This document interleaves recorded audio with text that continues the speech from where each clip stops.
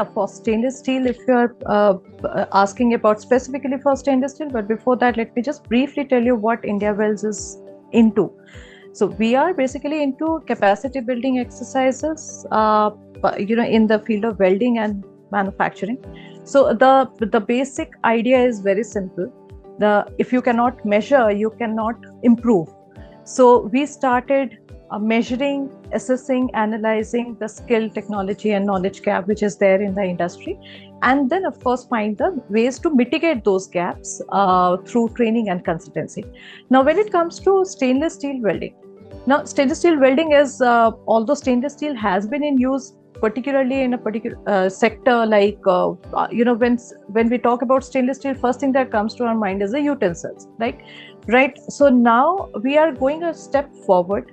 We are trying to do more for this industry, so that it is something that is durable, that is sustainable to the industry, and of course it is a far better material to go forward to when we are looking at the industry, manufacturing industry or fabrication industry in that sense. So what India Wells is doing, we are fostering like end-to-end solution. On one hand, we are providing R&D solutions. We are doing that with IIT. We are creating, mitigating the gap which is there in the R&D space within stainless steel, so that the adoption is better. Now, second, once you are knowing that, that part of R&D, next comes, of course, the usability. How are you going to use it? So it's like the fabrication part. So we are there with the training of stainless steel, going ahead with the kind of components that we require during projects, like for example the girders and the columns, and the heavy manufacturing of stainless steel fabricated structures. So we are going ahead with the training as well. And then of course, so whatever course we curate, for that matter, for the industry, we are taking best of both what the academia does and what the industry does. So what we are offering to the industry is what is the requirement of industry, but with that, at the back end, we have that idealism of the academia, like this is exactly how it should be. So somebody had to connect the two, and we stepped in, and that is how we kept on connecting this and synergizing the industry and academia in the welding sector.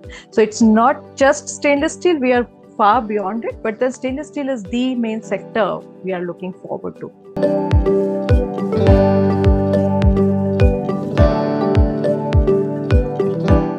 When it comes to program and workshops, we are curating program as per the industry needs, as per the needs of the standards that is there. So when some welding is not one thing, it's like a science expressed in skilling, right?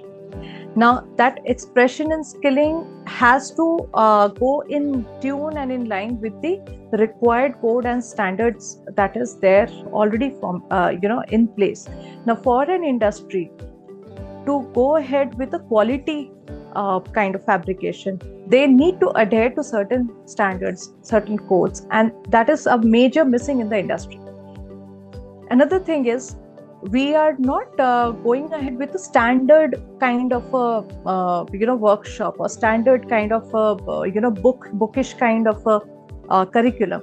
What we are doing is we curate the curriculum as per the industry requirement. So if you are a thin sheet metal component manufacturer, so we will curate the program as per what you need, so that your intake is maximum from all the workshops that we are doing. And similar goes for heavy manufacturing also. So we are providing workshops which is there for upskilling the people who are already there in the industry. So you can talk about people who have joined the industry recently. They need to be retrained to be adapted to that fabrication sector or the industry that they have joined. There are people who are already there in the industry whom people don't really look at, like 10 years or 15 years of being in that particular organization or in the industry. They also need to be retrained. That also, so we have these modules curated as per them also, right? And of course, those who are newly getting into the industry, We do have curriculum. So we have curriculum as per the industry requirement. We have curriculum as per NSDC aligned courses. That is also what we are doing. We are also providing courses after talking to our customers, building, curating it as per your need or the customer's need, which is a major thing that is missing in the industry.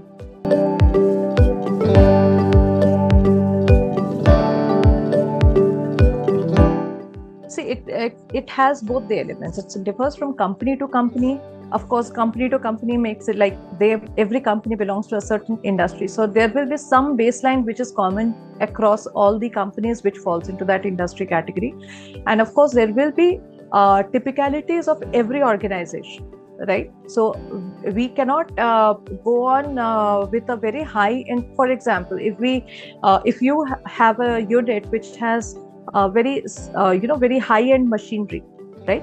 High-end power sources and equipments, and you have everything proper in place, and now you want to retrain your people. Curriculum made for you will be definitely different from a micro or medium scale industry who are trying to come up with the training to make themselves competent enough. So they may not have the best of and a very state of the art machinery, equipment, and the process might not just be as per your company. But then of course now you understand the customization has to be deep rooted, and it cannot be a very superficial one. So we do that kind of customization. We go and we that is where we are talking about this technology gap, we are talking about the knowledge gap, we are talking about the skill gap. So we have to go, it cannot be a superficial one and one size fits all kind of thing.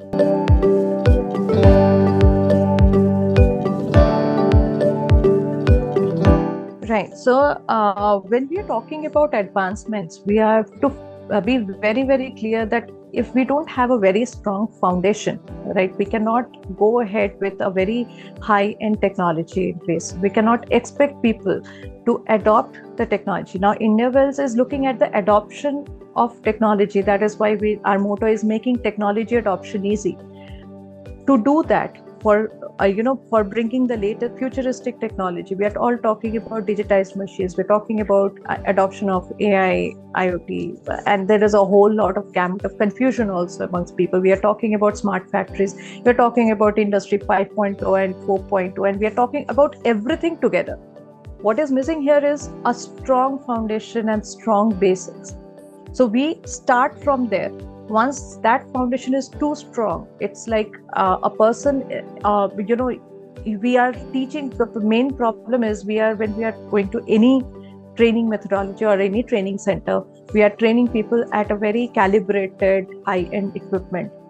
When they are coming back to their workshop, they might be having a very local made, a very 10-year, 15-year-old equipment.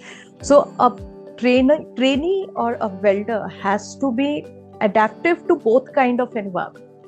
Then only we can talk about, then when we are talking about getting digitized machine, we are talking about IoT based structure, we are talking about smart factory, it becomes easy to percolate out. So our mission is of course getting to that smart factory and making, helping you bridge that gap between what is as is and what we want in future, the kind of factories that we want in future. But then our eye is on that, but we are making a strong foundation for that. So we are doing both. So if you have your foundations good, then we will go ahead with, for example, robotic welding. But we will not go ahead with robotic welding if your own factory or own fabrication unit doesn't support that, or your components are not such where you can get a robotic weld done. So we will not teach you just because everybody is doing it. So it can be a add-on teaching, but then yes, we want you to be very, very strong in your foundations. So that's how we are proceeding. For the stainless steel sector, it's the same. Stainless steel, it's a problem with stainless steel, if I can tell you here, is we are limited to 2-3 grades of stainless steel. You would ask anybody, people will say yes, it's SS304, 316, and that's what the widely used thing. But stainless steel welding in itself requires some kind of the hand movement, the patience that you require, the control that you require is definitely it is different from what you see in other carbon steel and all, which is a very widely used component, base metal in the factories. So for stainless steel, of course, we need to teach and take care of such things as well. So you cannot go ahead with some power source which is correcting itself, correcting all the parameters on their own. Then what happens is what I keep saying, it's more like an autocorrect. You don't learn the spellings, you leave it to autocorrect. So we are not trying to leave everything to autocorrect, especially for stainless steel, because days ahead is not going to be limited to 2-3 grades. So we are going, we are looking at the spellings, the basics, so that we can easily adapt ourselves to autocorrect more for stainless steel in future.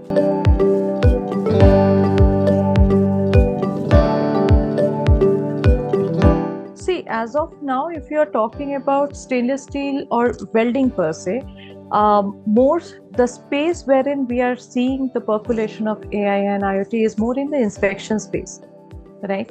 The the non-destructive testing, the non-destructive evaluation using AI is picking up, though it has to go a long way now. But then yes, that is a more easy space for them to do, and for more easy space for a from a fabricator point of view. Like, you get your things inspected flawlessly using technology which is very high end, and that adoption is better there.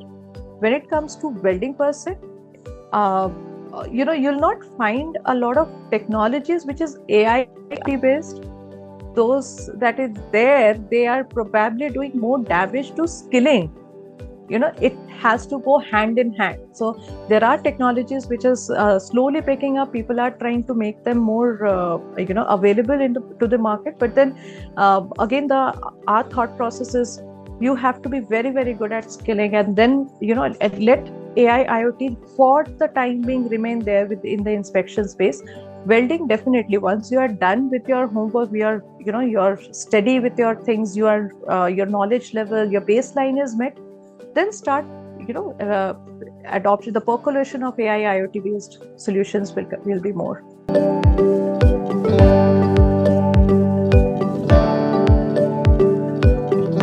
Sustainability, we look at sustainability two ways. We talk about making sustainable welding excellence, as in that is going to remain for long, and sustainability as we understand otherwise from the environmental point of view. So yes, stainless steel as such, we all understand it is a sustainable material to go ahead with. Now, what India Wells is doing, what kind of the kind of we have been trying to make stainless steel more adapted to the industry. We want people to look at stainless steel not as a difficult metal. It is indeed not a difficult metal, just that yes, if you compare with the pricing, yes, probably it is not something people would try to go ahead with. So when I'm talking about training organization and training industry, here I'm looking at three aspects. One, the requirement of the industry. Two, the requirement of the stainless steel industry. Three, what the training organizations are facing, in terms of training for its stainless steel sector. And of course, the AI IoT, the AR VR solutions that we have for training people, which is like not a real training that we are providing. So if you look at all of them now, for the industry, steel remains a difficult metal. You don't find many trainees, many welders who are very good at that. For the stainless steel sector, definitely it is a crisis situation. We don't get to find people, if there is a project where we are doing it, we don't get to find people. So something that we have to do, we did it. We created a course for NCVET, wherein we curated a course for stainless steel infra projects. Now, infra is one major sector which is going to drive it forward beyond the usual other sector which is majorly seen. So now infra projects, we are estimating approximately more than 800 infra projects, out of which are, I think, 80 plus are in the pipeline in next few years, and a long-term goal is more than 800 infra projects. So you can imagine more than 3 million metric tons of stainless steel is going to be consumed. But how are we ready for that? How are we going to make the workforce ready? How are we going to look at the skilling part? Now comes the third aspect of industry, of the training institutions who are looking at the stainless steel welding. Now, training institutions, the problem is the training of and for stainless steel itself is a costly affair. So many a times people feel that yes, we can go ahead with simulators and get things done.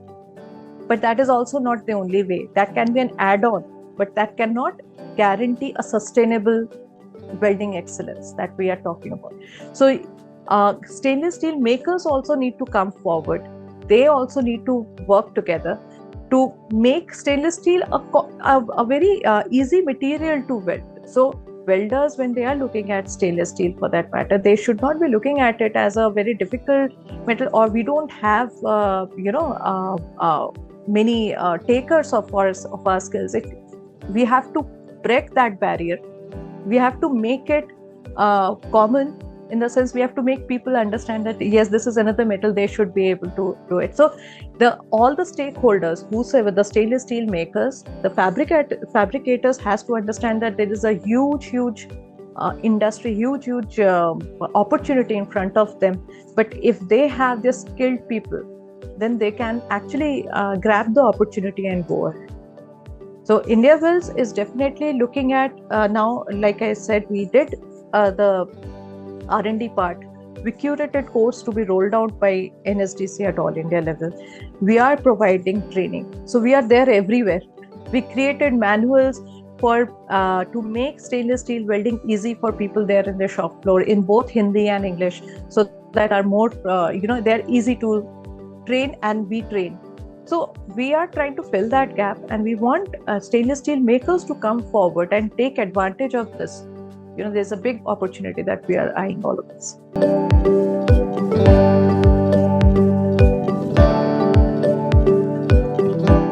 See, I don't know whether I'm the first woman, but then definitely first woman to establish a consultancy, or yes, of course, I'm standing on the other side of the table. There are women welders whom I really would, because it's not easy for a woman to go out and weld and be in that shop floor. And there are people who are probably just fronting, as an entrepreneur. So yes, when I started, I was not into that fronting wala scenario, wherein somebody else is doing my work and I am just a rubber stamp CEO. It was not that. So my own journey had been, I wanted to understand the shop floor better so that I can mitigate the gaps better. The problem with welding sector, be it stainless steel or any other any other welding for that matter, is those who understand it, they don't do it. Those who do it, they don't understand it. So that gap is inherent. Now, I had to, of course, as a woman, needed to get into that shop floor, need to understand more than the skill set, the attitude, the behavior, everything I had to study. So initially, when you start doing something like this, in a world where you don't get to see a woman. So if I would walk in, it would be like a zebra getting into the shop floor. So it was like I was, of course, written off, right? So that is an initial phase, and I liked it because we knew that this is going to happen. So once in the initial stage, for any woman entrepreneur, I believe, who is getting into a man's world, for example, quote unquote. So it's like you are written off in the beginning. Then people get to know, oh, she is serious, she's here to stay. Then starts the competition. That also happened. Then starts, copying your content, your ideas, your coaching, to everything, just to put you down. Because then you become, suddenly they start feeling, oh, she is a threat and she is vulnerable in any sense. So all these are stages of growth for an entrepreneur. And I've enjoyed all of them. So it feels great, nice, but everything has given me a kind of a zeal and zest to carry it forward. So and of course, I had backing of, some very good people who constantly, who had been a mentor and a guide, and who kept telling us like, yes, you will be facing this, but then you need to hold on to your fort. So that had been a journey, and I'm enjoying every part of it. So I always keep telling my team, we know every day our courses to our, the kind of curations that we do, everything is getting copied, but that is only a validation that is given by people out there. So you take it anyway. So I'm enjoying the whole game. Let's see how far we go.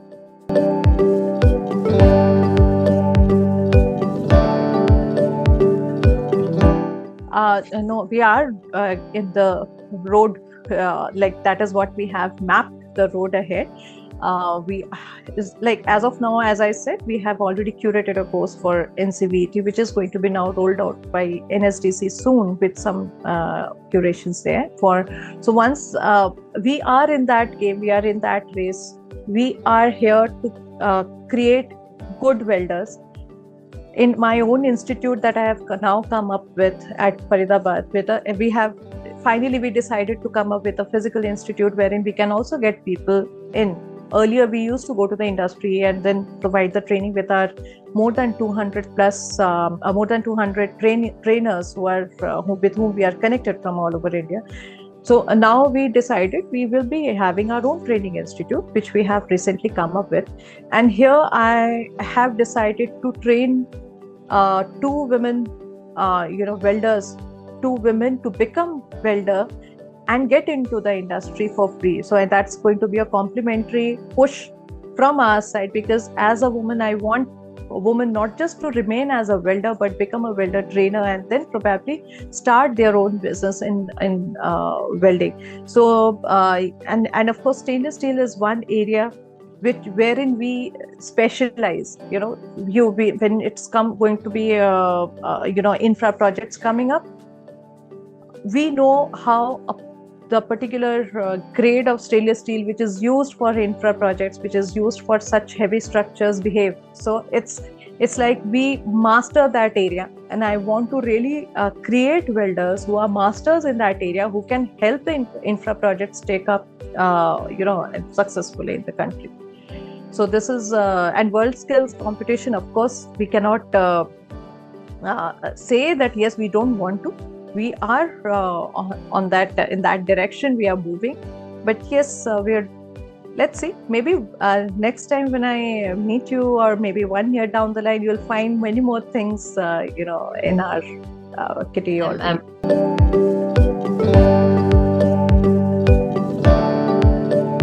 future of welding and manufacturing is there. It's a very, very bright sector, because if we are talking about any kind of a development, we are talking about the capital goods sector in itself growing, and it's one of the major sectors wherein we are looking forward to do a lot of work in this sector.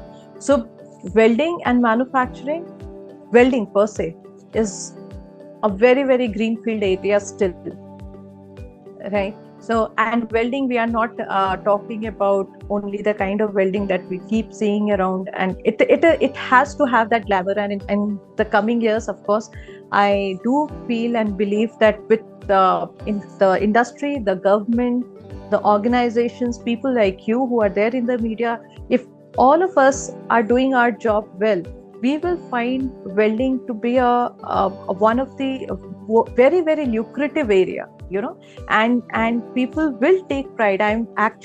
When I stepped in, I wanted people, and that is a part of our training all the time. You should feel proud of this field in itself. It should not be like it's who is going to dirty their hands in welding. It should be, I would love to dirty my hands in welding. I am a welder. That pride should be there in the sector. And in the coming years, of course, with push and efforts from all of us, I'm sure we are going to change the landscape and the mindset also. Thank you so much.